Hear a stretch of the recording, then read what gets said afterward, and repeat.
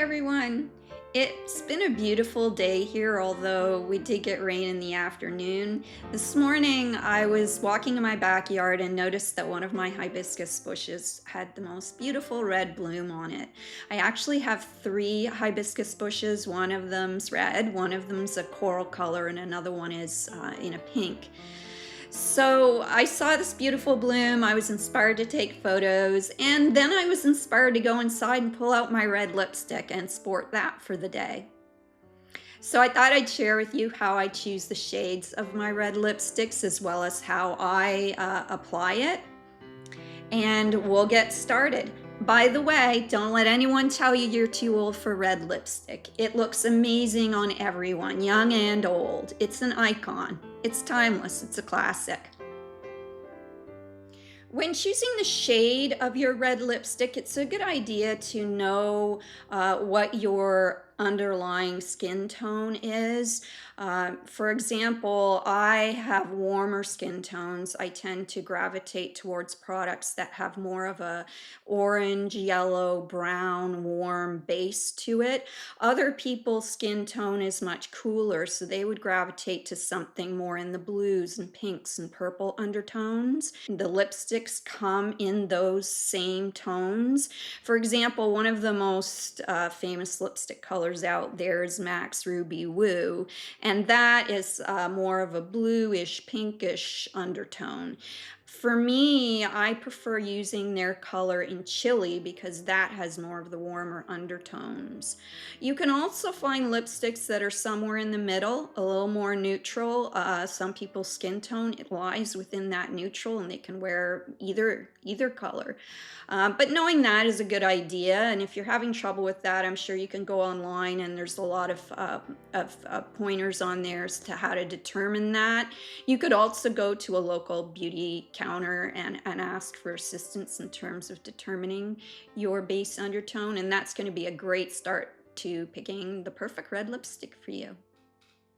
The first thing I do before applying the lipstick is I prepare my lips. I do this when I wash my face. I'll use a gentle lip scrub followed by a moisturizer of some kind, lip balm.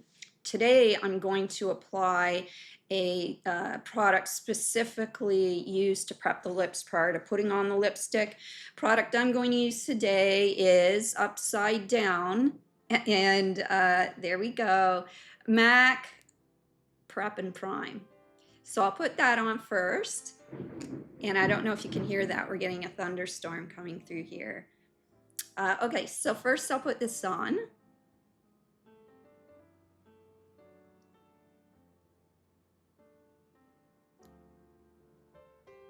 Okay, that should help fill in some of the fine lines on my lips, keep it moisturized in preparation for our lipstick. Next up is the lip liner. I like to choose a lip liner that is as closely matched as possible to my lipstick shade. I don't always follow this rule with other lipstick colors, you know, in pinks and neutrals, but for red, I think it looks the most polished when your lip liner and lipstick are as close as possible in shade.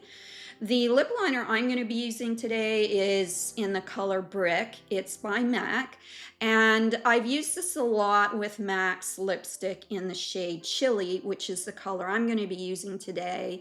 That's one of their red tones that has more of an orange base, and I've tested the various colors, and I feel that that matches most closely with my natural skin tone. In terms of drawing on your lip liner, I don't think there is a specific way. I think, you just need to play around with it and do what comes natural to you, what feels comfortable in your hand. Some people like to start here at the Cupid's bow and work their way out. Some people start here and they work their way in. It's just all a matter of, I think, what makes you feel most steady and most comfortable applying it. The only recommendation that I do have is I like to avoid getting the lip liner in the edges of my mouth right here. Ultimately, as my skin has matured, it will almost always end up getting into my fine lines and bleeding somewhat here.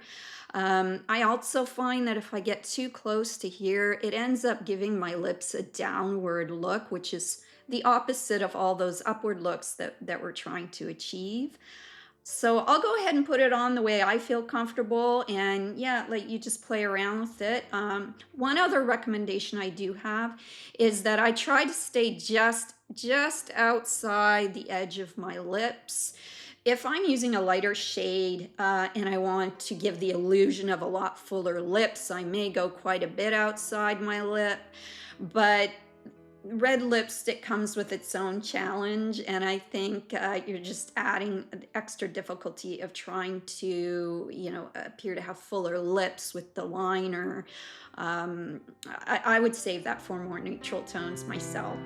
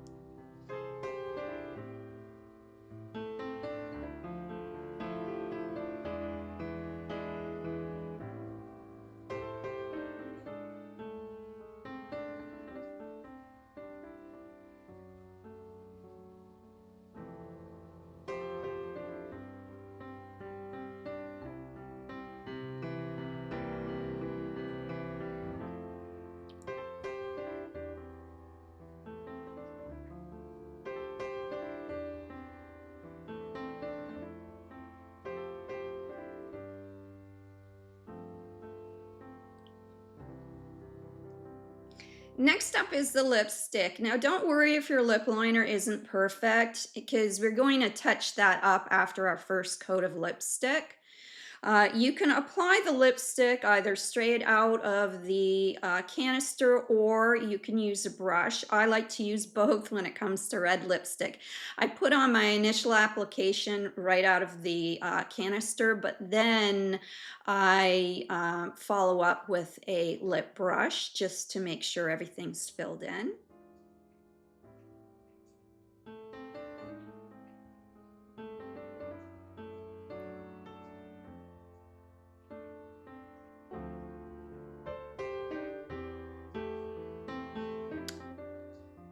So then I'll go ahead and use my brush just for those hard to reach spots. The brush I'm using today is a MAC 211 brush. Not sure if this is specifically made for lips, but it's perfect for it. So I go ahead and I get some on my brush.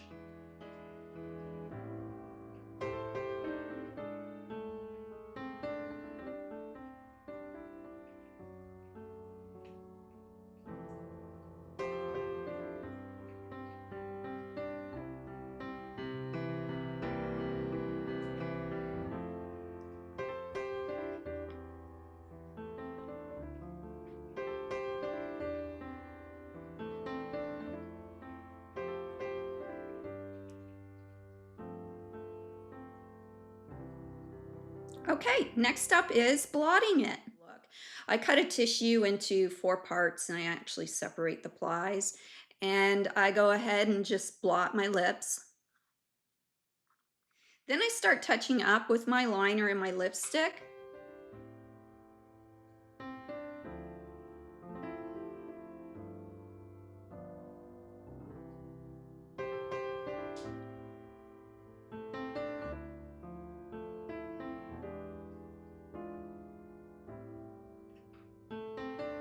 This isn't going anywhere. You can go have yourself a smoothie, a coffee. This lipstick's staying put for the day, which is wonderful.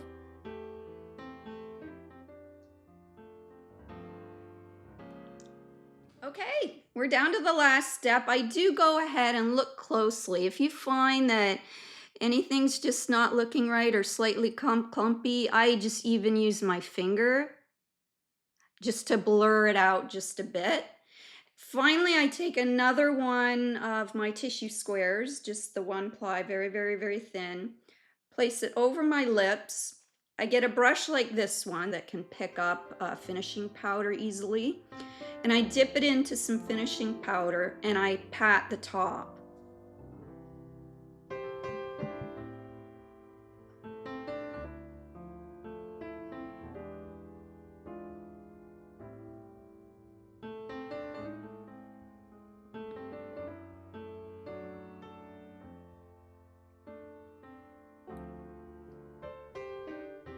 That's it.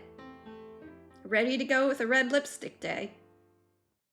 Thanks for joining me, everyone. I look forward to the next video. I will be keeping an eye in my backyard, and if I see my coral or pink hibiscus bush bloom, I'll be sure to share photos and share some lipstick techniques from those shades. Until then, take care. Thanks for joining me.